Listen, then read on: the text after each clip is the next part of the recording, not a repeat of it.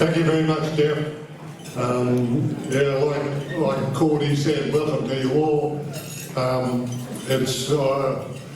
been on this little committee. Well, it's not a little committee, but it's been a tremendous little committee that's put this together, and especially the girls. They've done a great job. So my first job tonight is to ask you all to stand, and we'll have a minute's silence. And I'll just mention Peter Atwood passed away very recently. He was 99 years of age, an ex-player of Dunedoo during the 1950s, and we'd all have a minute's silence for all the footballers that are not with us tonight, that are not here anyway. So thank you, ladies and gentlemen.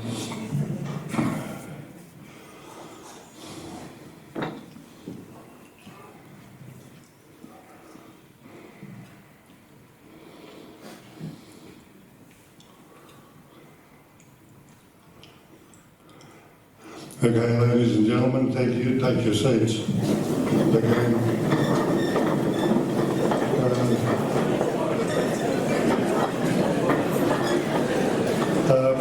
President Matt, guest MC, Jeff, footballers and guests. My brief here tonight is to talk about the Dunedoo Rugby League Football Club from 1923 to 1959. Football pre-Second World War was pretty well all Challenge Cup type of football, with surrounding towns playing for a cup that was donated by a local business, which was played for most weekends. The last of these cups is the Baronia Cup, which is still played for today, which is named after the Baronia Cafe in Coonabarabran. Every so often, all the clubs prior to 1946 would come together and they'd play in knockout type carnivals. Dunedoo has a connection with the great Hannes Bridge team because some of the Leadville footballers did actually play with Hannes Bridge, and some Hannes Bridge players in latter years played with Dunedoo. Oliver Milling, a local owner of the OL Milling Stock and Station agent, was a mad keen fan, and he provided a car that was driven by Ernie Milling, who was a fullback in Dunedoo at the time, to drive the Hannes Bridge team to Sydney when they played Balmain at the SCG. Balmain won 22-11, but Hannes Bridge were in front at half-time 11-9.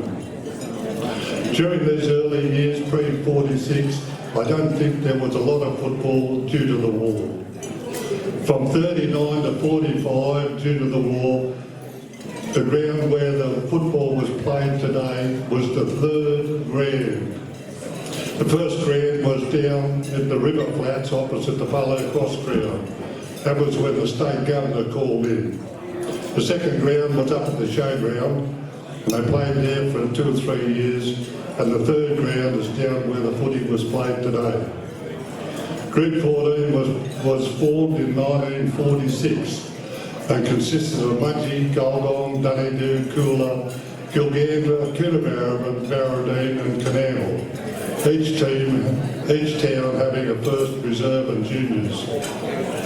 Dunedoo's first coach was Cyril Miller, and Cyril come from Brisbane. Now, somebody told me Stephen Miller is here tonight. Stephen, where are you, mate?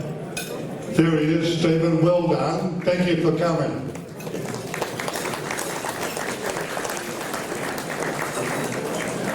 Cyril coached first from 1946 to 1951, and then again in 54 and 55.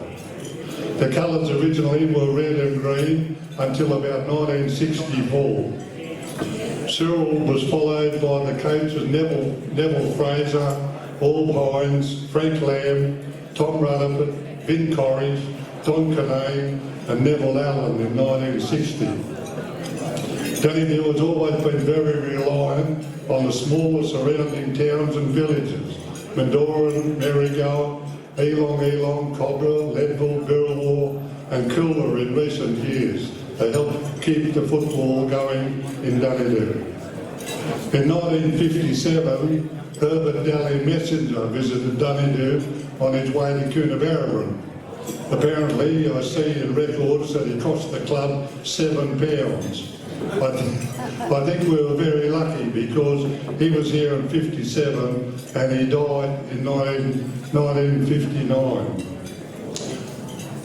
For what it's worth, the hardest player that I ever played against was Ian Knott. Give you nothing, take you nowhere, and played it the way it should be played. The hardest player I played against was Canamble. A whole lot of them. They hit you before you had the ball, they hit you when you had the ball, and they hit you when you got rid of the ball. Also, one little story I like, I don't know whether Brucey Tisdall is here tonight, but he's been playing, here he is, Macca, how are you? He's been playing good reserve grade football, and he got a job in first grade, and he was my second row partner. And we played Canamble down here, and it was just before half time, and there was a bit of a kerfuffle. It was a long time before cattle dog ever come into play. But anyway, we had a bit of a dust up, and when the dust settled and the smoke cleared, Brucey's standing about 4 or 5 yards away with his back to me. So I thought, well, I better go and check him out. So I goes and checks him out, turns him around, and I said, mate, how are you?